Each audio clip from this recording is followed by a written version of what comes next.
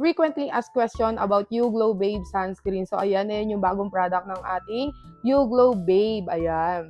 Ilang taon bago pwede gumamit ng YouGlow Babe sunscreen? So, ayan, generally, safe gamitin ang sunscreen sa mga bata. Mula 6 months pataas, pero ang YouGlow Babe sunscreen ay walang harmful ingredients, kaya safe ito gamitin ng mga bata simula 1-year-old pataas. Pwede ba ito sa buntis at lactating? Yes, walang harmful ingredients ang YouGlow Babe sunscreen, kaya safe ito sa mga buntis at lactating moms. Ayan. Pwede ba ito sa may skin condition? Kung meron kang existing skin condition, mas mabuting mag-patch test ka muna bago mo gamitin yung product, no? Para safe. Pero dahil walang harmful ingredients ang YouGlow Babe sunscreen, compatible ito sa lahat ng skin type.